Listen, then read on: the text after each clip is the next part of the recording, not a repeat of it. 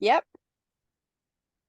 Welcome to this week's episode of Be Your Greatest Asset, the wellbeing podcast for mums and business and working mums, busy, overwhelmed mums, that is, who are looking for inspiration to find time to prioritize your self-care, prioritize your well-being when life feels like it's crazy, like it's frenzied and out of control. Maybe you've got that constant knot of anxiety in your stomach and you just wish it would go away. Maybe you just feel like you're always running out of time for the chores, let alone the fun things in life. Maybe you're that mum who is always saying in a minute to your kids. I was that mum and I decided I was no longer going to tolerate it. So here we are today. So today I'm really pleased to introduce you to Katie Oliver. She is an intuitive birthing educator and parenting mentor. English, however, now living in the south of New Zealand. So it's really exciting to be connecting with people overseas. So would you like to introduce yourself in a bit more? Actually, sorry, I forgot to introduce the actual topic today. So today we're going to Oh, be talking yes. about raising our children to follow their passions and dreams, free from limiting beliefs. This is something I am personally so passionate about, and I'm sure that will come out in the conversation. But Katie, would you like to introduce yourself, please? And thank you for joining me. Oh, sure. I would say good morning, but it's good evening to you, isn't it? It's first thing in the morning here, so not usually Hello, on good form. wherever we are, First wherever we're thing in listening the from. morning. Yeah. So, and I've just noticed that my husband's now out chopping wood, when I've told him to be very quiet. So there we go. You probably hear that No in the worries. background as well. This is life, isn't it? So, This is the thing. It's the yeah, challenges, the mum life challenges. We're trying to yeah, work. I've got my kids running around outside. yeah. So, Shush, shush. yeah. Yeah, that's it. That's it. So even the husbands can't obey the instructions, but there we go. So yeah, I'm an intuitive birthing educator. So that involves hypnobirthing and a few other tricks up the sleeve. So that's how my journey started, was the birth of my first son, who's now 12. And I ended up with a long-term injury from that, so I knew I couldn't birth and that way again. And then that spiraled into I guess a journey of poor mental health and physical exhaustion was my parenting transition. So I listened to your matrescence podcast last week, and that hit quite a few chords with me. Oh, good. And so yeah, I just went into a reactive parenting style, and I knew that I had to break the cycles of trauma that I was repeating, which was the furthest thing from how I wanted to parent.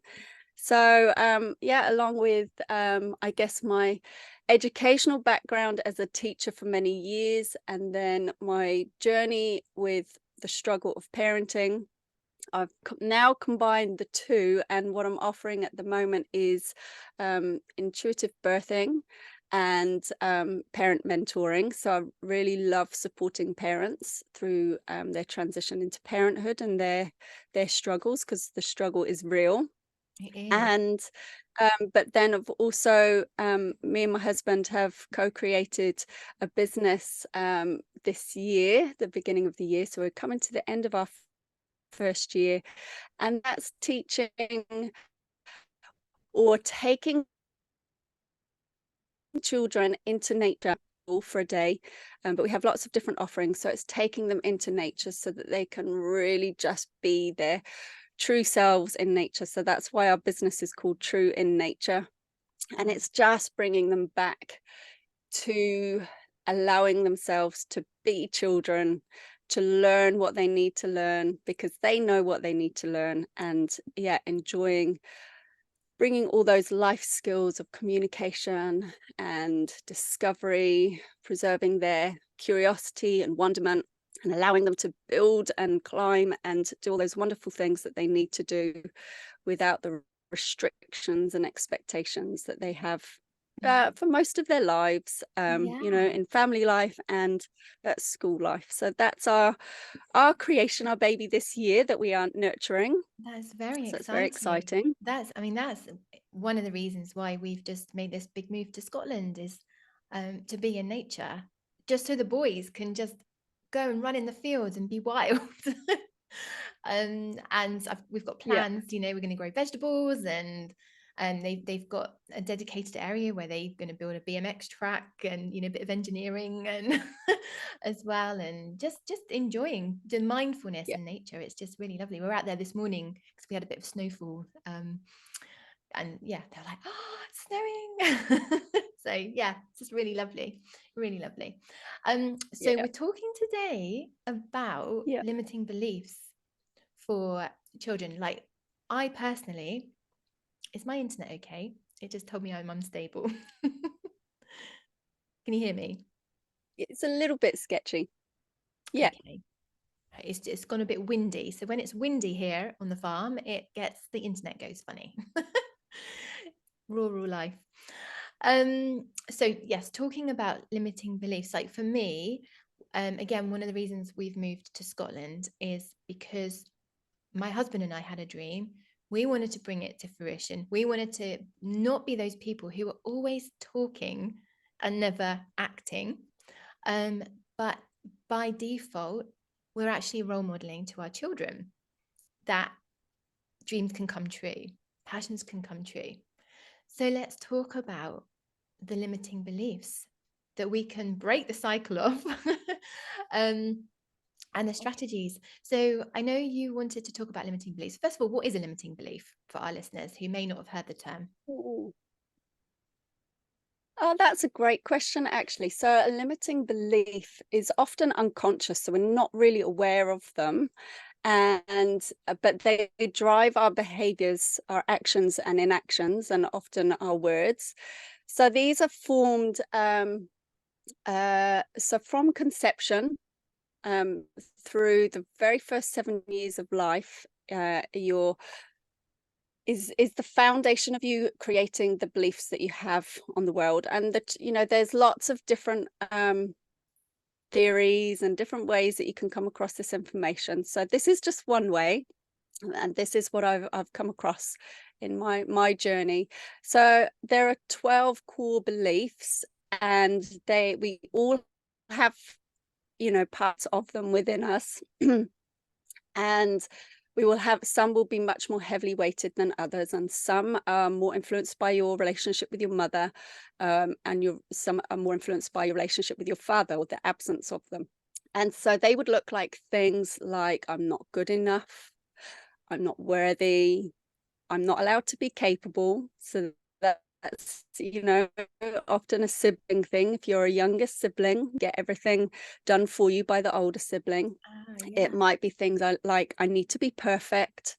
What are the other ones? Yeah, I'm not good enough, I'm not worthy, have to be perfect, I'm not capable. So there's about 12 of those, and I know, and so they will just subconsciously drive our behavior, our decisions, what we think we want to do, and all sorts. And so when we become aware of those and go, actually, this is my belief that's stopping me from going for what I want, what I actually want, you know, to break out of this career, or actually start up a business, or, you know, if you're sick of being the stay-at-home mum, or, you know, whatever it is, we are often limiting ourselves by these beliefs.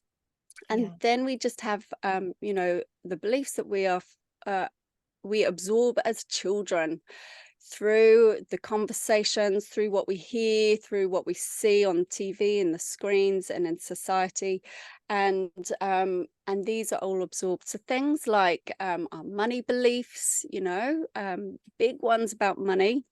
And I'm sure you'll have Yeah. all this as you work with your mums in business, like your common beliefs that come through. It might be like, you can't have everything that you want. I mean, how often do you hear that when you take your children into the shop? No, you can't have everything. Yeah. You can't Yeah. have everything you want. Money doesn't grow on No, you trees. can't have that. We can't afford it. It Yeah. doesn't grow on trees. Lots of other beliefs, you know, other people's needs are more important than your own. So you're always putting other people first. Mm.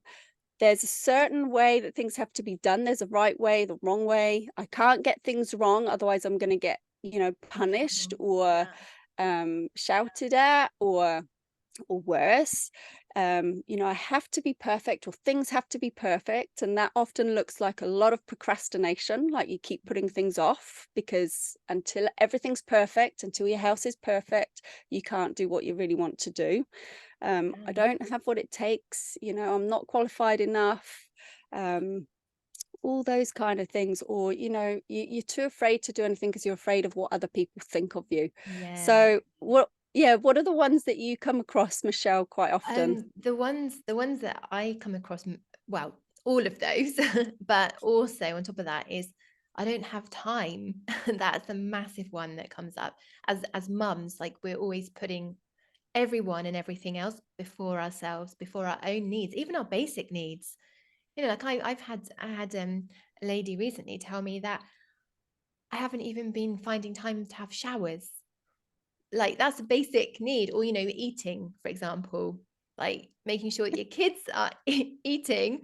But see, I've got a thing now is to do with boundaries. I'll give you an example. The other day, I got the boys lunch ready, and then made my own lunch. They'd chomped their way through it before I'd even sat down, and they were ready for more food. And I said to them, no, I said I'm going to just eat mine. I'm going to make sure that my energy is charged, and then I'll get you some more. So yeah, so I work a lot with boundaries as well, priorities and boundaries. And one of the other big ones that I come across is needing to speak with husband, partner, whatever, before they make a decision about something. So especially like purchasing my coaching programs.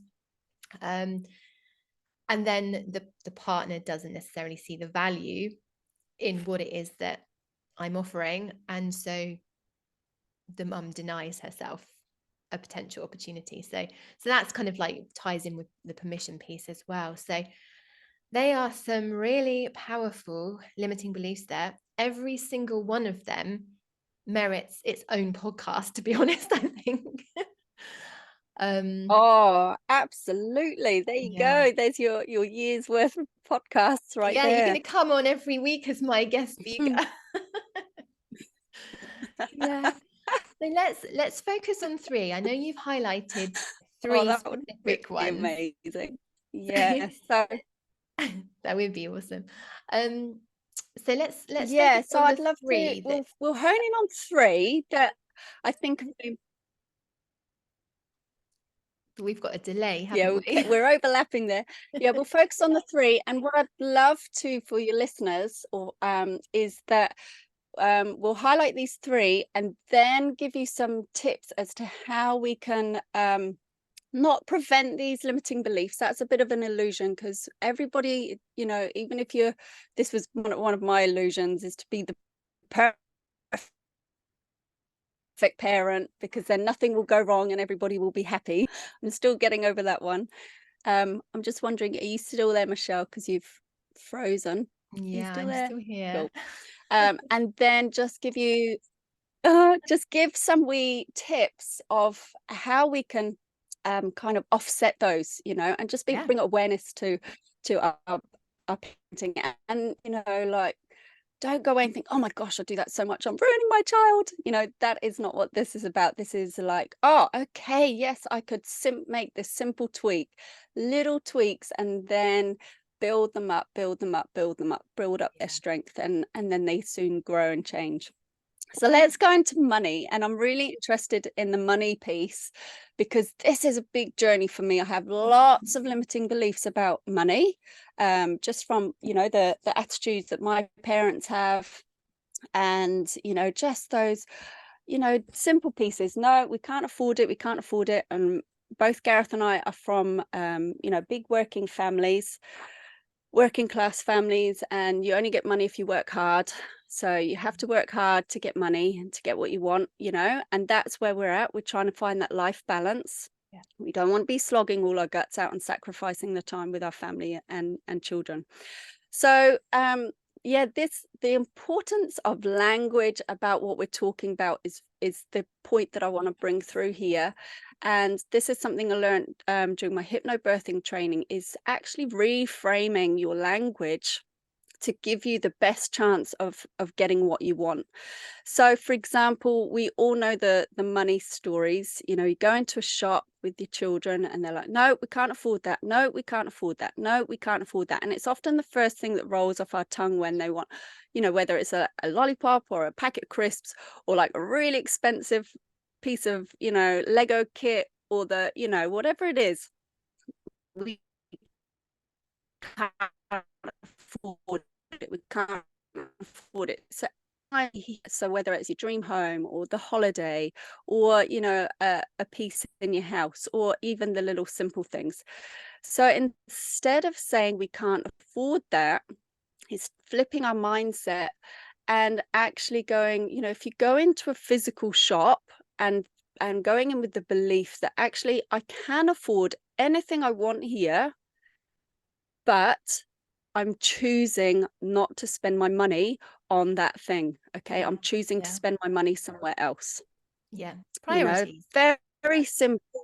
Yeah. You know, I'm choosing not to spend because the chocolate's so expensive here. It's like I'm choosing not to spend $6. That's like nearly £3 on a bar of chocolate What, on a little one? because, you know, I'm choosing. Yeah. Oh, no, they come big size, but yeah, I'm choosing to spend my money on a meal, you know, Yeah. instead. So Yeah. we're just tweaking it. We're tweaking it. And then, you know, another big piece that I say all the time to my children, you can't have everything. You know, because like they start asking, I want this, I want that, and then I want this, and I want that, and I want this, and I want that. And you know, it's like the kid in the lollipop shop. I want everything. It's so exciting. And so when you hear that voice, my invitation would be to just step back and go, okay, they're not actually asking for all this stuff, okay?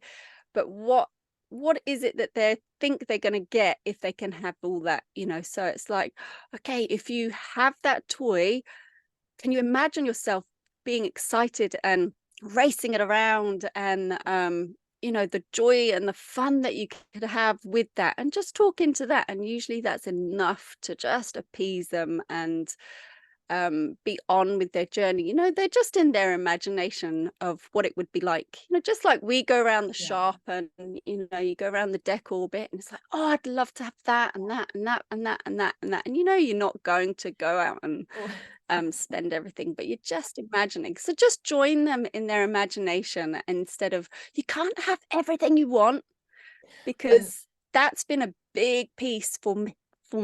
Oh gosh, there you go. I got choked up as I said it. There you go.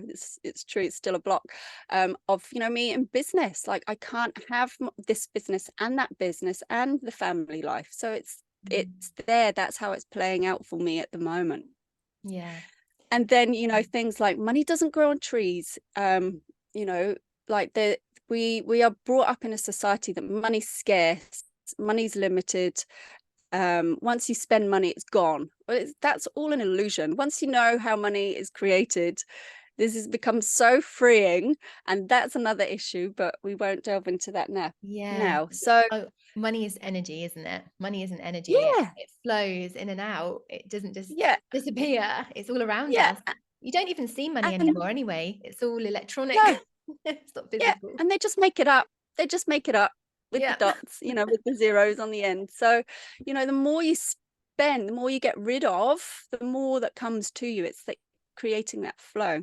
Yeah. But you know, you don't want to, obviously there's that fear of just spending all the time, you know, frivolously and without purpose. And you know, we do want conscious spenders, but you know, if your children really want something and it's like, okay, I really want this remote control car, say I've got 5 boys, so this is all going to be boy related, I'm afraid, with the examples.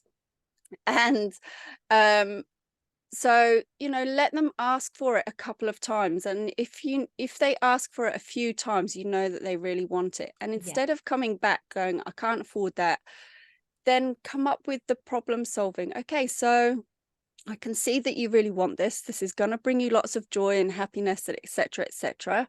How are we going to do it? How can we create the money to get, you know, to purchase this thing? You know, is it working? Is it earning money around the house? Is it, you know, doing some jobs? Is it selling some of your things that you've already got? What else can we do? Okay, so you're Brilliant. making anything possible, and you're instilling that belief. Anything is possible, rather than, no, you can't have it. No, we don't have the money. No, money's tight. You know, so just reframing those things. And then of course And I would love to talk more about language. when they then take it Say all that into again, Michelle. they take it all then into adult life, don't they? That's the thing. You're helping them through your mindset, teaching them to overcome these limiting beliefs at an early age, and then they take that on into limiting into their later life, and they believe that they can get the big version of that remote control car that they wanted in, you know, the real version. So it's life skills, isn't it? That's what we're talking about.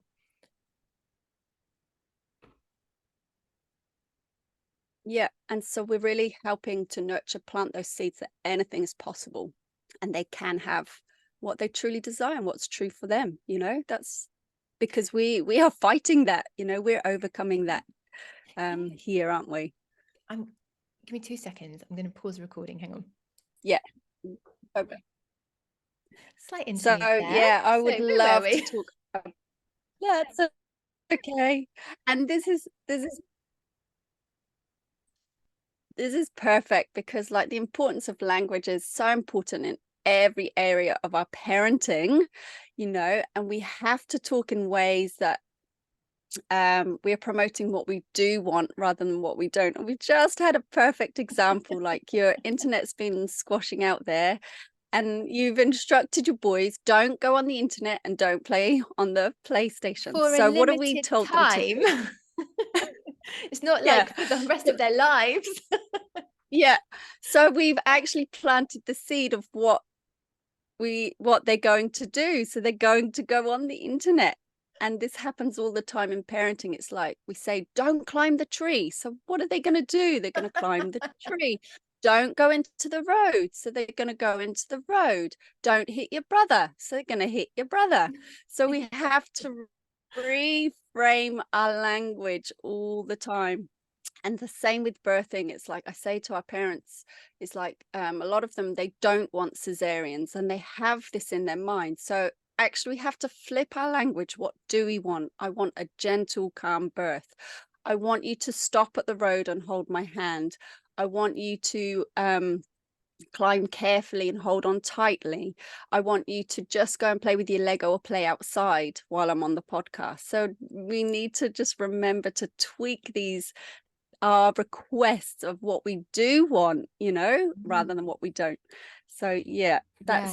that's Wow. hopefully that ties that in. That's a good example. Although I did specifically say go on the PlayStation with your brother because it doesn't require the internet. And he still ignored me. Oh dear. Never mind, never mind. But they're Oh, great tips. Thank you. So the second limiting belief that you want to talk about is not being good enough and needing approval from others. Let's oh, talk about that one.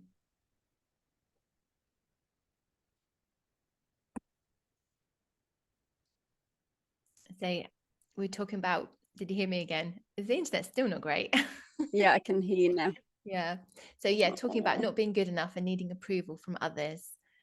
Um, so Yeah, this is a talk big about piece, getting isn't it? stuck You and know, yeah, we see it all the time in parenting, you know, with their parenting decisions, but also for women. You know, I'm in a business group with women, and you know we hold ourselves back. We don't think we're good enough when we don't have enough people sign up to our programs or buy our products, or you know, when you were looking on social media, everybody else has got it together, and you know, they're doing all these amazing things and they're all better than me, or what do I know?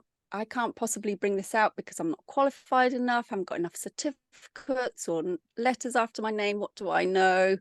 So you know, the imposter syndrome. And part of the parenting piece that I want to bring through for this is that we're in a society that needs and craves and relies on external validation. And you know, this is society, it's parenting, it's schooling, and we kind of rely on always seeking professionals to know, to tell us what to do, how to do it. And that's giving over the responsibility to other people. And so our children are actually naturally intrinsically motivated. You don't need to teach a baby to crawl or roll or walk or eat or anything. They naturally practice and practice and practice, like thousands and thousands of times. They will squat up and down to get the leg strength to then eventually be able to lift one leg and put it in front of the other. So they'll be doing this for Amazing. months and months and months, best part of a year before Yeah. they actually walk. So they are all intrinsically motivated. And, you know, that's instinctual and intuitive until we start giving them extrinsic motivation. So extrinsic is external, and that comes through like praise and rewards. So Okay. you know, there's so many praise and reward systems. You give them stickers when they go to the toilet, you give them stickers when they do this, you give them you know, all this kind of stuff. And then our school system is always rewarding, rewarding, rewarding. And this can actually, there is a book which I say I haven't read, but the title is just perfect. It's Punished Through Rewards. You know, we are actually punishing our children by rewarding them for their you know, or praising them, overpraising it. You know, there's encouragement, but then there's going overboard. And the perfect example was this. I was just at a football match this week with my boys, watching them play football. And I was chatting to one mum, and she was sat in the benches, and this wee girl came along and she said, "Oh, excuse," she was only like a wee dot four. She's like, "Excuse me, please." And so this mum moved her legs out the way so she could squeeze past. And the mum said, "Oh, what beautiful manners. That's so lovely, the way you asked." And then literally 5 minutes later, she came along and she did it again, and she did it again. And she was hanging around this mum's legs because she was hooked into receiving that praise again. Right. Yeah. And so Yeah. there's a perfect example of how, you know, "Oh, you're so wonderful, you're so kind, you're so thoughtful, what a one," you know. And Mm. now this wee girl is hooked into doing things to receive this validation and this praise from someone else. And we can take that through, you know, into adult life. And then we will only do things if we are going to be approved by our peers or society or whatever. And it's Yeah. really restrictive. And the thing is, Yeah, when we get to adulthood, we don't receive that praise anyway, most of the time. So we have to learn how to validate ourselves. I mean, I've only sort of realized that in the last year or two, in all honesty. It's taken me 40 that's, odd years to realize, like, even I like know. through my husband, it's like, well, actually, like he's very supportive, but it's like I can't rely on him to give me the right praise at the right time and say, well done, Michelle. Like when I'm feeling low, when things are feeling a I grind in my business and as a mum. So that's you have to that's make right. sure that you can find that validation from inside, isn't it? It's Yeah. So how can we nurture that in our children? And here's just a couple of ways. Is This is the art of observation. So often just stopping and pausing and watching your children and commenting in a way that's quite neutral. So it's taking out the judgment. And what I mean by judgment is also positive judgment. "Oh, good boy, they're such a good girl," or "You're so kind," or "You're mm, so kind for sharing," and "Aren't you such a gentle boy?" You know, like all those things, they're loaded with judgments. And I know why we do it, because we want to reinforce that behavior. Okay, so here's the flip. Here's what we get to flip. So if somebody is doing um, a lovely behavior of sharing their toy, you know, just an act of niceness to another child, instead of loading it with that, "Oh, you're such a kind boy, that's so good," because that implies that if you don't do it, then you're bad. Yeah, That's yeah. how our brains work and are wired. Then just notice the consequences. So you could say something like, when you gave your brother a turn with the toy, I noticed how much excitement he had in his body and how much joy that gave him. And so you're just showing your observations, you're sharing your observations. Or when you invited so and so over to play in your game, I could see how they relaxed, how they felt welcome, and I could see the wee smile on their face.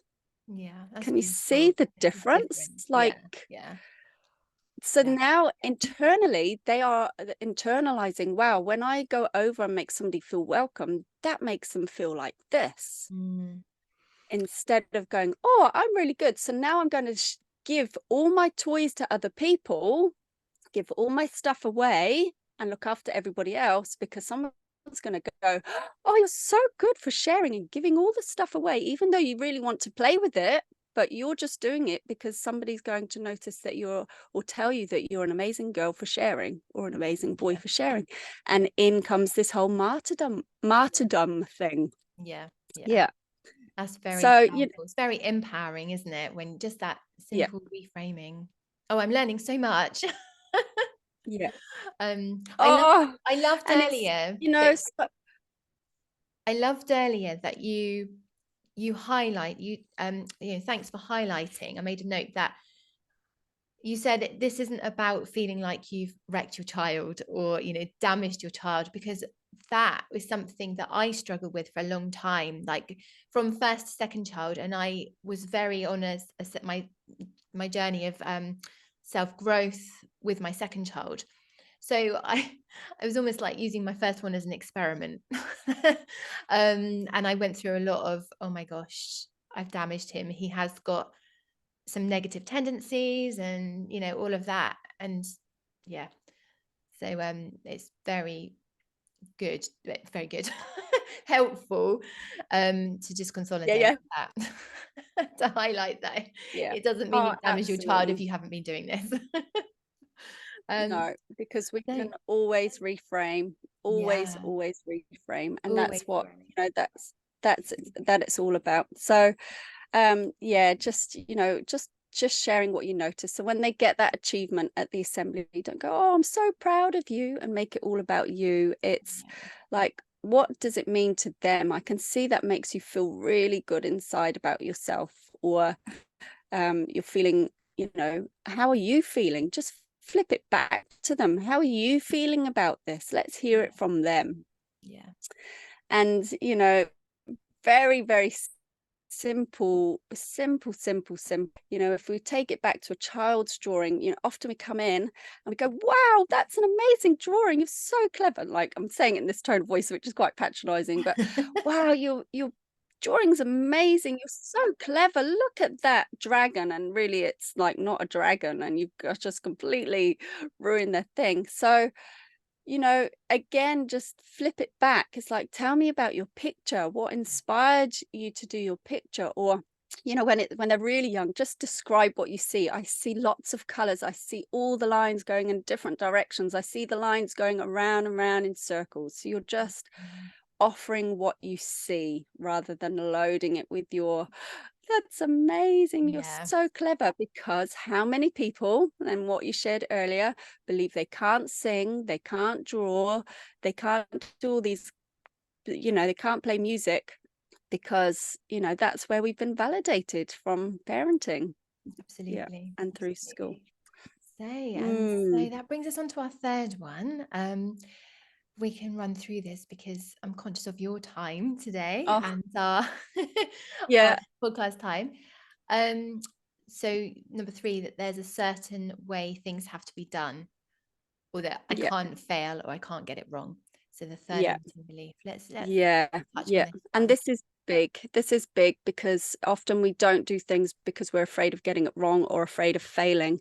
And this is where our schooling system kind of can let us down, because as we get through the schooling system, basically, and I spent a long time, between my husband and I, we spent 30 years teaching.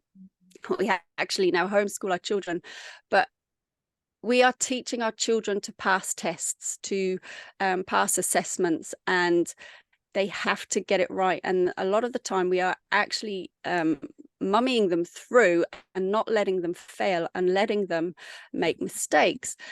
But the biggest thing is for us to follow our passions.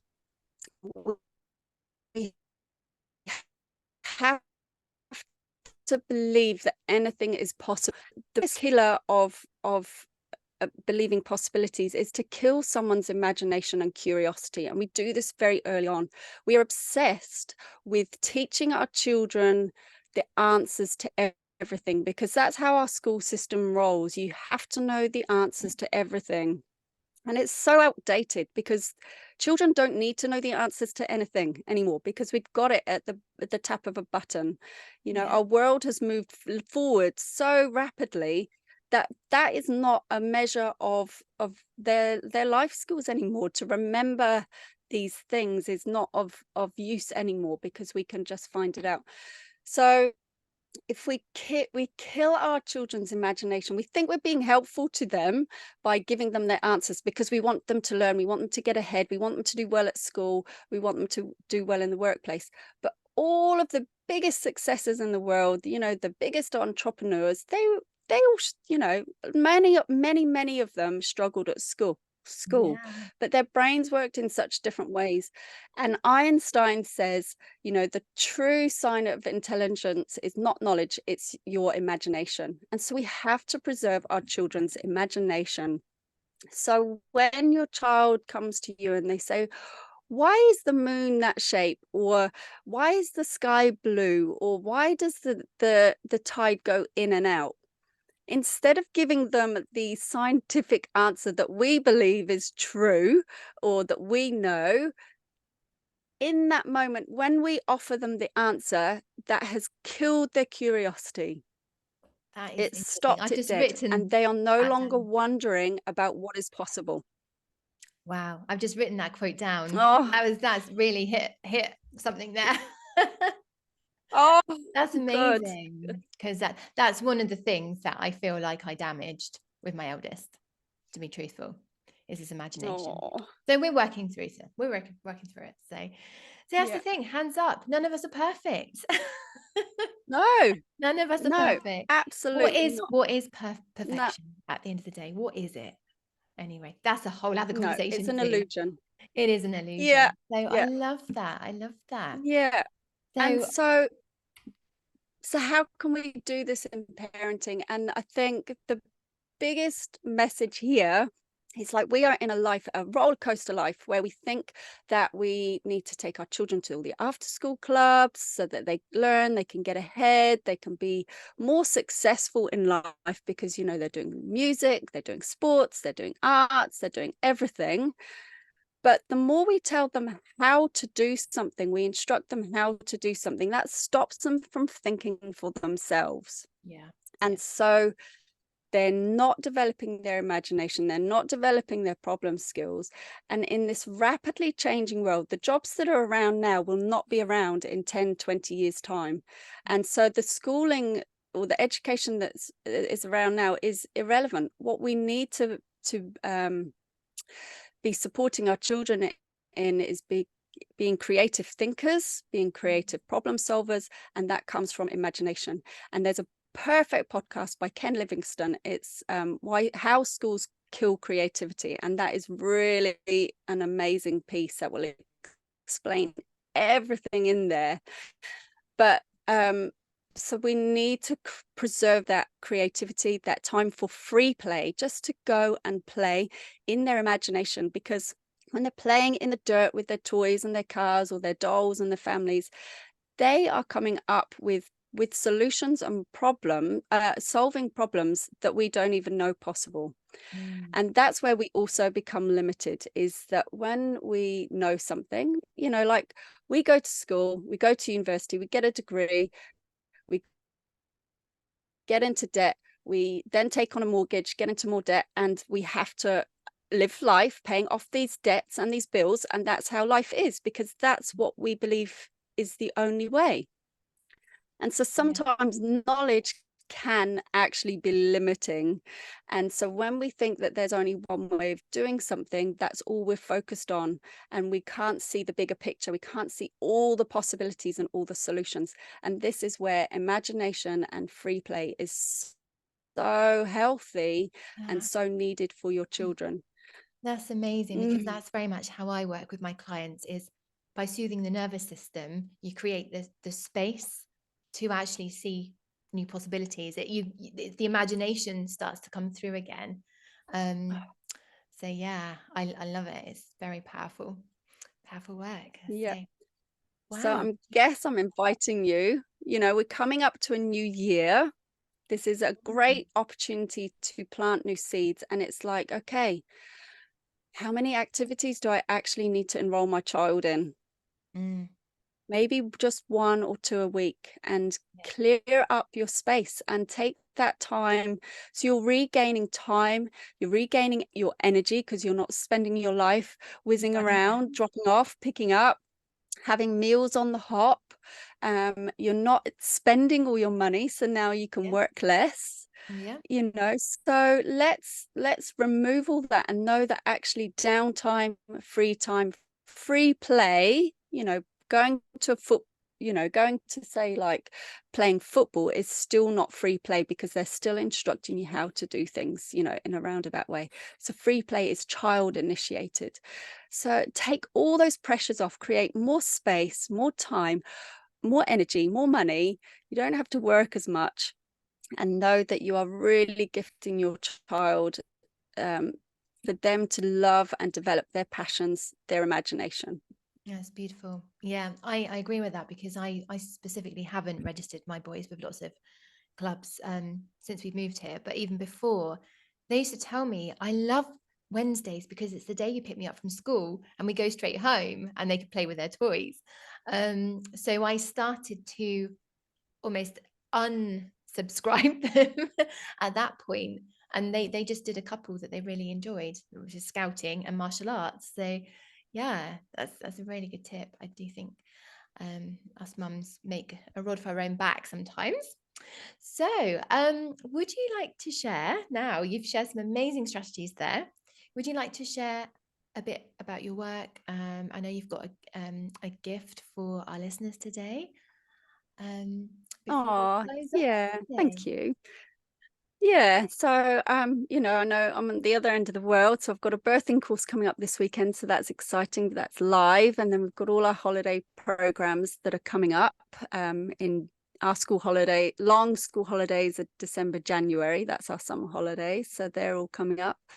But online, I'm really looking forward to creating some more parenting programs, going from the mad mum to mindfully mad mum. So that's all in creation for next year, and pieces about you know dealing with our angry children. I work a lot with children that are really angry, have anger management, and that's one of my big journeys. Or anxiety is a big thing in with our children.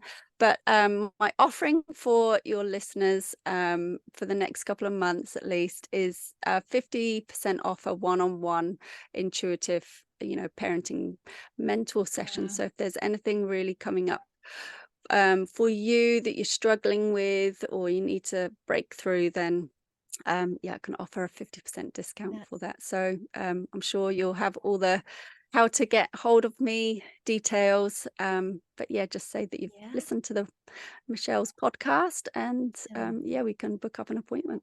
That's lovely. Thank you so much. That's very, very generous offer. So for people listening, it's now November. So we're talking the end of January 2024. If you want to work with Katie after that, then contact her and see if she's got any offers available at that point. That's amazing. Thank you so much. And have you got any last words of wisdom that you'd like to share? Anything that No, I guess rocks off just the wrapping up, tongue? just remember your language, focus on what you do want, time and space and energy for your children, just to play and use their imagination.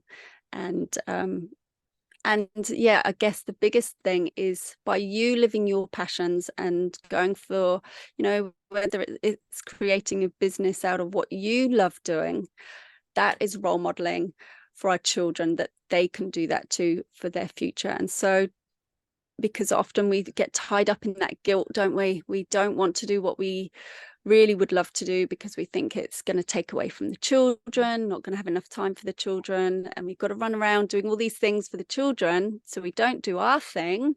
But actually, by doing your thing, it's role modeling, and that's how children learn, is through role modeling. Yeah. So just go and do it, even if it's small, just do it. Just Well, do it. do the small things first. Simple is better. So keep it simple. It's sustainable then. Definitely.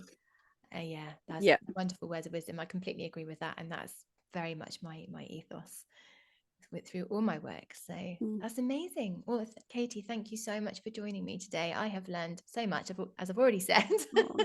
And I know that this is going to be extremely beneficial for our listeners. So yeah, thank you. And it's been great. Oh, Great. and thank you for having me. I've really enjoyed it and nurturing me through this. It was quite nerve-wracking, but Oh, thank you bless so much. you. Oh, there we go. Pushing ourselves out of our comfort zone. I love that. Yeah, Past the absolutely. discomfort is a whole world of new opportunities. Thank you so much, Katie. Take care. You just don't know what's there. Yeah, thank you, Michelle, so much.